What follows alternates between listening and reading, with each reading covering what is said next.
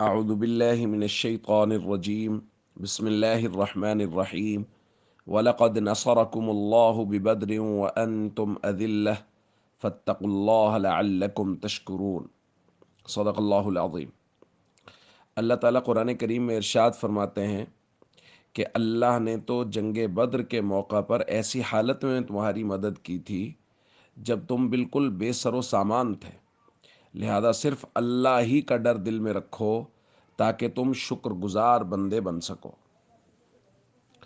دوستو، اسلامی تاریخ میں دو غزوات بہت اہم ہیں اور وہ دونوں رمضان المبارک میں ہی ہوئے ہیں۔ ایک غزوہ بدر اور دوسرا فتح مکہ، یہ دونوں رمضان المبارک میں ہوئے۔ غزوہ بدر وہ 17 رمضان المبارک 2 ہجری کو، اور فتح مکہ یہ مختلف روایات کے مطابق 16 یا 20 رمضان المبارک کو ہوا، اور اللہ تعالیٰ نے مسلمانوں کو فتح نصیب فرمائی اور یہ 8 ہجری میں ہوا۔ غزوہ بدر، اس کے اسباب، اس کی تفصیلات اپنی جگہ پر ہیں، لیکن ان دونوں غزوات میں صحابہ کرام کی جانثاری بہت واضح ہمارے سامنے آتی ہے،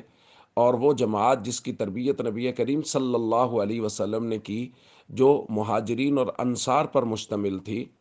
جب غزوہ بدر کے موقع پر وہ بالکل بے سر و سامان تھے۔ قرآن کہتا ہے بالکل بے سر و سامان تھے تم لوگ، لیکن اللہ نے تمہاری مدد کی اس لیے کہ وہ اللہ کے نبی کی محبت میں میدان کارزار میں اتر گئے تھے، اور انہوں نے اس بات کو بالکل نہیں دیکھا کہ ہمارے مقابلے جو لشکر آ رہا ہے وہ بہت بڑا لشکر ہے اور ہم ان سے اسباب کے درجے میں مقابلہ نہیں کر سکتے، بس وہ اللہ کے نبی کی محبت میں نکل کھڑے ہوئے۔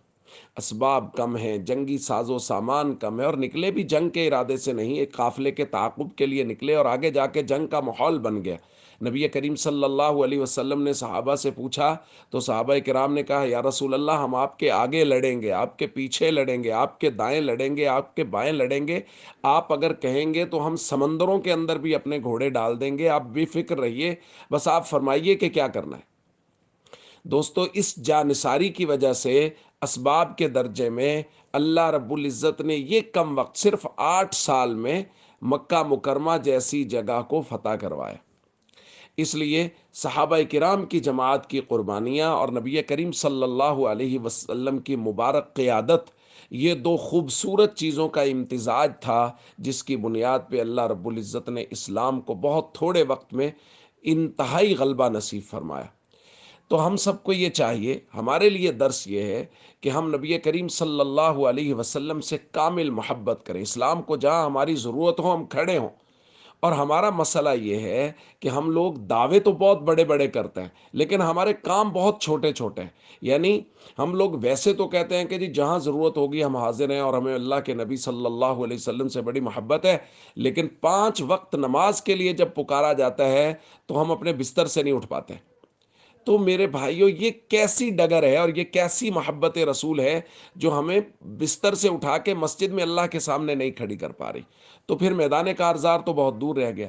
اس لیے ہم سب کو چاہیے ہم فرائض و ارکان اسلام کی پابندی کریں، اور اسلام کو جہاں ہماری ضرورت ہو ہم اسلام کے لیے کھڑے ہوں، صحابہ کرام کے دفاع کے لیے ضرورت ہو ہم کھڑے ہوں، ناموس رسالت کے لیے ضرورت ہو ہم کھڑے ہوں، قبلہ اول کے دفاع کے لیے ضرورت ہو ہم کھڑے ہوں۔ اسلام جہاں ہمیں پکارے ہم لبیک کہتے ہوئے اسلام کی حفاظت کے لیے، اسلام کی بنیادوں کی حفاظت کے لیے، ناموس صحابہ اور اہل بیت اور ناموس رسالت کے لیے ہر وقت حاضر ہوں۔ السلام علیکم ورحمۃ اللہ وبرکاتہ۔ میں آپ کے صحابہ کو عین ایمان ہوں سمجھتا، حضور میں آپ کے صحابہ کو عین ایمان ہوں سمجھتا، کہ پی کے ارشد میں ان کی الفت کے جام آیا ہوں حاضری کو۔